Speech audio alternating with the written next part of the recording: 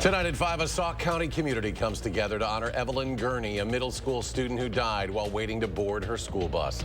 Plus, a doctor shortage has many area hospitals struggling to keep up with patient demand, how one local healthcare system is solving the issue. And the bill to divert an economic default is now headed to the president's desk. New reaction to the deal. You're watching News 3 Now at 5. Happening now in Sauk County, a Reedsburg community is holding a celebration of life in honor of a middle school student who was killed while waiting to board her school bus last month. Back on May 12th, 13-year-old Evelyn Gurney died after she was hit by a truck in front of her home.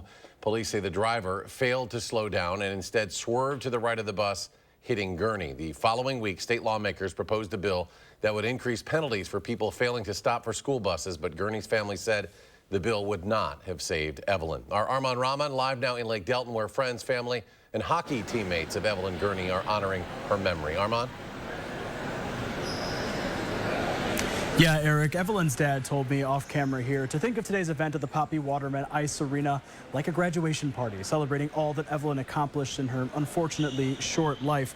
And it's clear that the young girl touched many people too, hundreds of different teenagers, other people that she played with, as well as relatives and family and friends were gathered here to share how feisty she was on the ice and how much that was standing up for her teammates and her friends. We'll hear more from them tonight at 10. For now, live in Lake Delton, Armand Rahman, News 3 Now. Armand, thank you. And a GoFundMe account is still accepting donations for the Gurney family. As of right now, it has raised almost $100,000. Time now to get a look at the first warn forecast. A warm one out there. Chief Meteorologist Gary Canalti out on the weather patio. Gary? Yeah, pretty much like the last couple of days. It's warm during the afternoon. The humidity levels have come up just a little bit, and we're seeing these pop-up showers and thunderstorms. Today, they seem to be more out to the west of us. You can see on visible cloud track the sunshine we had this morning giving way to some pop-up clouds, but most of the showers and thunderstorms are west of Madison today. The most concentrated areas are on the other side of the Mississippi River and parts of southeastern Minnesota and eastern Iowa. But here in southern Wisconsin, a couple of thunderstorms over northwestern Dane County around Cross Plains, extending up toward the Portage and Poinnette areas. They're kind of drifting back toward the west. 6-hour future track radar, just like the last couple of nights. As soon as the sun goes down, those storms will will stop firing up and just kind of settle down, and will dry out and see dry conditions overnight. There is another air quality advisory till 11 p.m. tonight for high levels of ozone across southern Wisconsin. Low temperatures this morning started out milder. 62 here in Madison. Most areas were in the lower 60s. Current temperatures are near 90 degrees in a few places above 90. 92 right now in Boscobel and in Lone Rock. Madison just shy of 90 at 89, but across Dane County, 92 right now in Edgerton and 92 in Sun Prairie. Look for skies to be partly cloudy this evening. Again, can't rule out a shower or thunderstorm. Best chances west of Madison. Temperatures dropping to the low 70s by late evening. Later on, I'll take a look at a forecast that does include a break in the heat, but we're going to have to wait a little while to get there. Gary, thank you. Healthcare officials are changing the way they offer services as hospitals and clinics struggle to keep up with all the patient demand. SSM health officials say for common health issues, doctors aren't really needed. Instead, they want patients to look to advanced practice providers like nurse practitioners or physician assistants. You can get a telehealth appointment with an NP or PA at SSM in as quickly as 20 minutes. But to see a doctor in person, well, that can take weeks. So the idea is to free doctors up to take on more complex cases and get everyone access sooner. I would just encourage patients to say, you know, try these new modals of care that we're providing. They're safe, they're good, they're effective, they are the future. If they still want to see a physician, that it's just going to take them more time to get in to be seen. SSM health officials say if you're unclear how serious your case is, they do have the tools to help you navigate that. NPs and PAs can also help escalate patients to urgent care or get them in to see a doctor sooner if need be. A new package of bills introduced in the state capitol this week would clarify some of the language in the state's 1849 abortion ban. The current ban is narrowly tailored, only allowing for abortions to protect the life of the mother. A new GOP bill would define exactly when those instances are. Let's make it crystal clear. Let's make sure there's no ambiguity and that physicians can treat women when they have medical complications in those situations. So that's why we wanted to clarify and redefine this to make it clear for everyone, all parties. This isn't the first time Republicans have tried to change the state's abortion ban. Earlier this year, Assembly Republicans tried to add exceptions for rape and incest.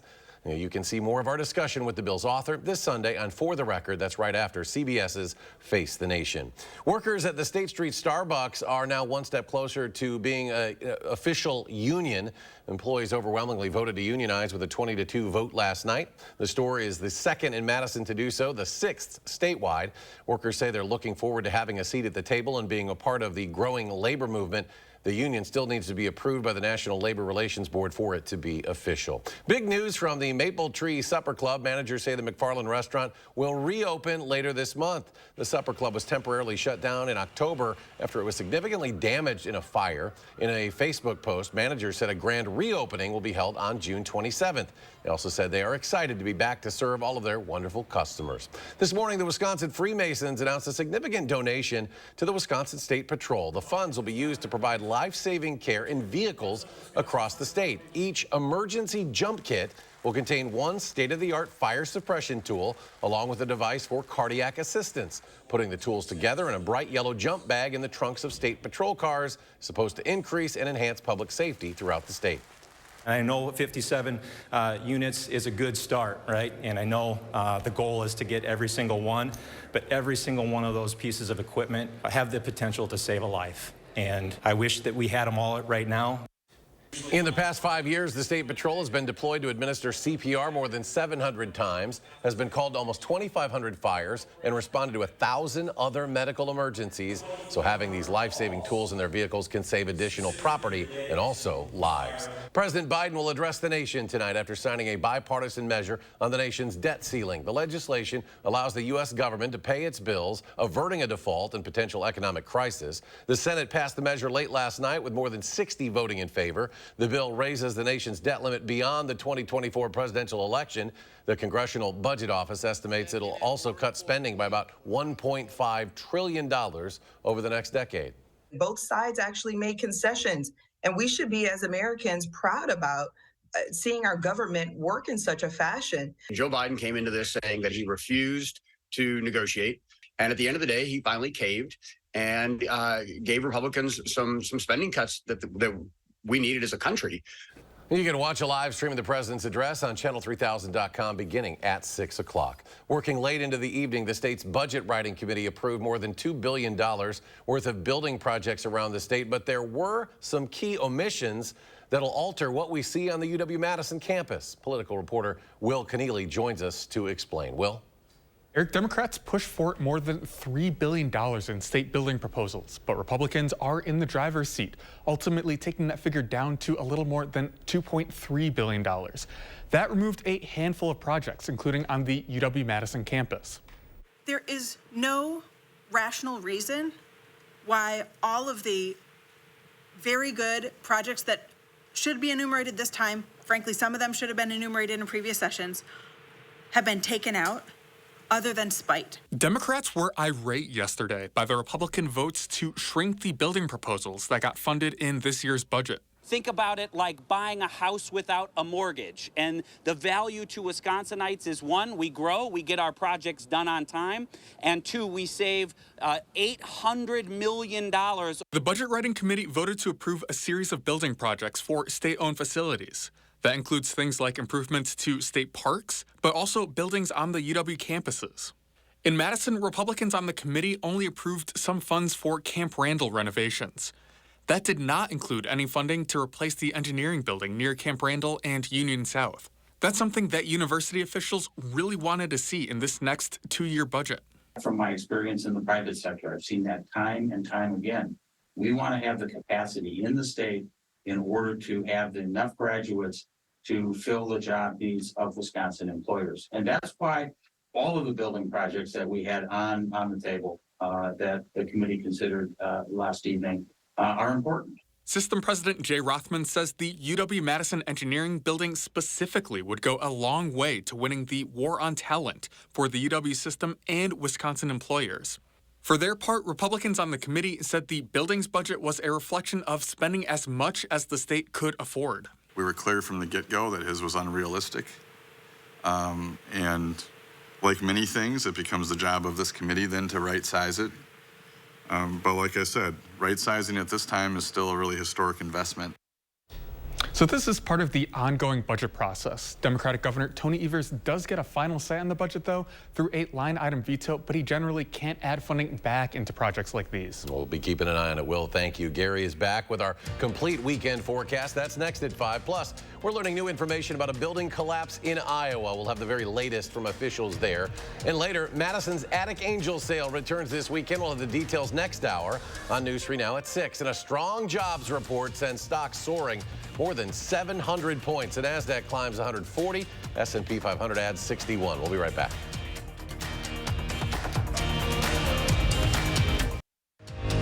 You're watching News 3 Now at 5. A judge in New Mexico has approved a settlement of a lawsuit filed by the family of the cinematographer in the movie Rust. Helena Hutchins' family filed a wrongful death lawsuit against actor Alec Baldwin and others involved with the film. The suit alleged numerous violations after Hutchins was killed with a prop gun held by Baldwin. A settlement was reached last year, but it was subject to court approval. Sunday is National Cancer Survivors Day. Health officials say more than 18 million people in the U.S. are living with a history of cancer and recommend that patients and survivors stay active before, during, and after treatment. Research shows there is a direct impact between exercise and reducing side effects from treatment. The American Cancer Society recommends survivors avoid inactivity and return to normal activities as soon as possible. Survivors should also include resistance training and stretching exercises at least 2 days a week. When you go through a diagnosis and a treatment and a lot of other things in your life, you don't always have control. So it's just something that we can do for ourselves. And for more information, you can head to cancer.org. A new study finds a simpler hysterectomy could improve the quality of life for some women with cervical cancer. Researchers determined a simple hysterectomy instead of a radical hysterectomy had similar outcomes in keeping them cancer-free. Results also showed that patients with the simpler surgery had fewer complications and a better quality of life. Millions of Americans are not taking their medications as prescribed, and it's all due to cost. It's according to a new report from the CDC. It found that while most adults between the ages of 18 and 64 took at least one prescription medication in 2021, more than 8% of them said they tried to save money by skipping doses, taking less than prescribed, or delaying a prescription refill. Although average drug costs did not increase in 2021, the number of prescriptions did. Newly released photos and video are painting a clearer picture of building conditions just days before the catastrophic partial collapse of an Iowa residential building. Laura Aguirre has more. This is a very dynamic situation, very fluid. We are doing the best we can. Davenport's fire chief on why search and recovery efforts continue to move, for many, painfully slow. Unfortunately, something this large, we're looking at days and weeks of how we have to do things. Iowa Task Force 1, a specialized urban search and rescue team, swept the site Thursday using dogs trained to find survivors or bodies. 3 people remain unaccounted for and are believed to be in the building.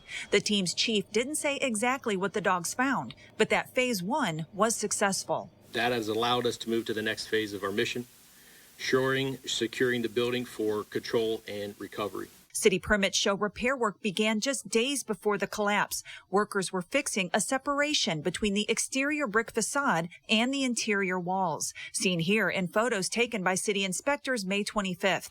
And surveillance video obtained by CNN Friday shows the moments the wall started to give way May 28th. A city official says an engineering inspection in February showed no risk of, quote, imminent collapse. The same engineer reviewed the repair work that needed to be done in May and did not come to the conclusion that that building had to be evacuated. As recovery efforts move forward, city leaders are also grappling with hindsight. Do I have regrets about this tragedy and about people potentially losing their lives? Hell yeah. Do I think about this every moment? Hell yeah. I'm Laura Aguirre reporting. And court filings show the owner of the building has been cited for failing to maintain the structure in safe and structurally sound condition. He's facing just a $300 fine plus court costs if found guilty when he goes to court June 9th. And 7 people were injured, 2 of them critically, after a building under construction collapsed today. This was in New Haven, Connecticut, near the Yale Medical School. Everyone has now been accounted for. It happened as concrete was being poured and spread on an upper level of that structure. Crews responded quickly and were able to find several people quickly. 3 had been partially buried in the rubble. OSHA is already on scene. A look now at your first warn forecast as we head for the weekend. Here's Chief Meteorologist Gary Canalti. Gary. It's hot out there. It's hazy. We also have the potential for some issues with air quality. We do have an air quality advisory for most of southern and eastern Wisconsin through 11 p.m. tonight for high levels of ozone, but that also extends down to much of Illinois, Indiana, and parts of Michigan as well. So the stagnant weather pattern really hasn't been able to mix up the air very much. We've been seeing that ozone accumulate during the day.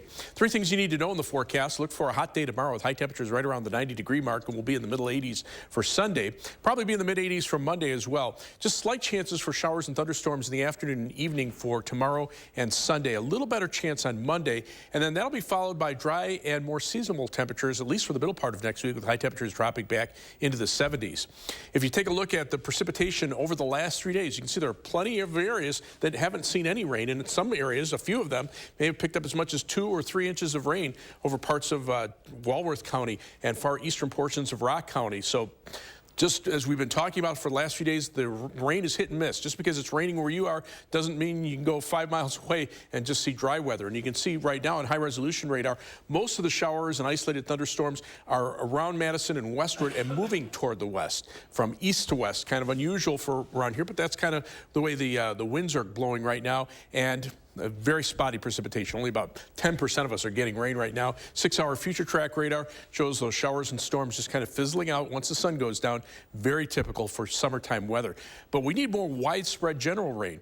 Future track precipitation, this is for the next 10 days, calling for maybe 1/10 to 1/4 of an inch of rain over southern Wisconsin.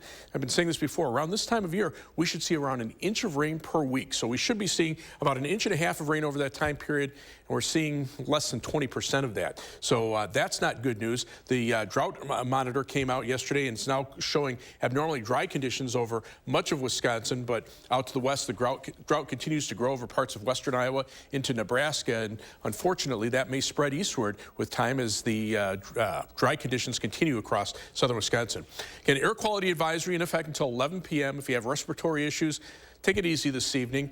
Planning your night, look for a low of 63 Belleville, 60 at Madison with a chance for a shower or thunderstorm, and 62 at Waunakee, and that would be mainly during the evening hours. Across the rest of southern Wisconsin, low of 60 in Janesville, 64 in Monroe, and 58 in Camp Douglas. For tomorrow, look for partly sunny skies. It'll be hot, not too humid, high of 90, and the low humidity will keep just an isolated chance of a shower or thunderstorm during the afternoon and evening hours. Future track precipitation, this is for tomorrow and for Sunday, and you can see very spotty precipitation. A few areas, maybe 1/2 inch or more. Many areas are dry over that time period. The first warn 7 to 10 day forecast calls for highs in the mid-80s Sunday and Monday. Again, a little better chance on Monday afternoon as a cold front comes through. Behind the front, temperatures drop back into the mid to upper 70s for the middle part of the week. Nighttime low temperatures right around 50. That'll be comfortable. But then we get back up into the low 80s at the end of the week. Thunderstorm chances on Saturday, followed by another little drop in temperatures for the start of the following week. As we check out first warn traffic right now, seeing our usual Friday delays. This is the eastbound of the Beltline. Looks like there's an accident that just popped up near the I-3990 Beltline interchange, so that's backing up traffic on the eastbound Beltline through the Stoughton Road area. Right now, a 19-minute trip on the eastbound Beltline, but I'm sure that number will start to climb with time. 15 minutes back in the westbound direction and 18 minutes from Sun Prairie on in.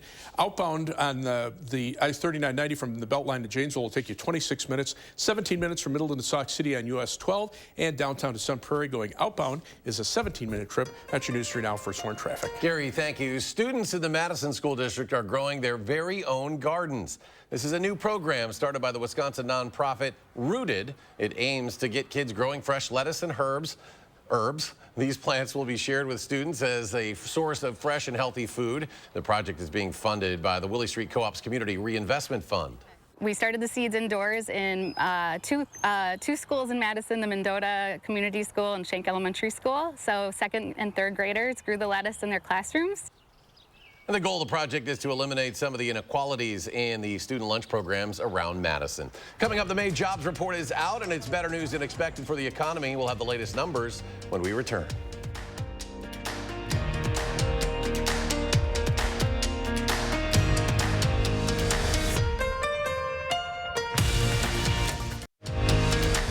watching News 3 Now at 5. The May jobs report is out, giving Americans a new read on the economy, and the numbers show the U.S. labor market isn't ready to slow down just yet. Ivan Rodriguez reports on what it all means. The latest jobs report shattering expectations. In May, employers added 339,000 jobs, way above the 190,000 economists had expected. In a statement, President Joe Biden says today is a good day for the American economy and American workers. Chief economist for ADP, Neela Richardson, says the labor market is strong but extremely fragmented. Manufacturing actually shed jobs in our private sector report. Leisure and hospitality, again, a big gainer. Two, that this strength is really driven by small firms. Large firms seem to be pulling back on their hiring. And three, we're finally seeing pay growth decelerate meaningfully. Although the average jobs numbers so far this year are below 2022 levels, the May gains remain elevated from pre-pandemic times, where 163,000 jobs were added per month in 2019. The unemployment rate also ticked up to 3.7% from 3.4%. There's still pockets where firms are struggling to find qualified talent. At 3.4%, that means there's not a lot of give in the labor market. There's not a lot of people just sitting on the sidelines waiting to be scooped up. As it continues monitoring the labor market, the Federal Reserve will meet later this month to consider whether to raise interest rates for an 11th consecutive time. Richardson says her hope is for hiring not to be impacted, even if those rates keep rising. That is the definition of a soft landing in my eyes, is that the labor market stays strong even with higher interest rates. I'm Ivan Rodriguez reporting. And we'll have a final check of your first warn forecast after a short break. On this Friday night, the buzz around summer is in the air, and so are the mosquitoes. The science behind how to avoid those nasty bites. Story I'm interested in tonight on the CBS Evening News. Gary's back. Final check of the forecast. I'm not interested in mosquitoes, that's for sure. And they'll be here soon enough. But the dry weather has actually helped keep them down a bit. Live view from the WISC-TV Skycam showing a shower in the distance off to the southwest. Platteville Queen Bee Radio Skycam showing some buildups of clouds, but no rain right around there. You can see some showers and storms northwest of Platteville and Madison. You can see them up to the north and do parts of eastern Sauk County. 6-hour future track radar, though, shows most of them dying out well before midnight. There's an air quality advisory until 11 p.m. for high levels of ozone. Right now, it feels like 88 in Madison, 93 in Boscobel, but actual temperatures are about the same. All right, Gary, thanks. CBS Evening News is next, and we're back in 30 minutes with News 3 Now at 6. Stay tuned.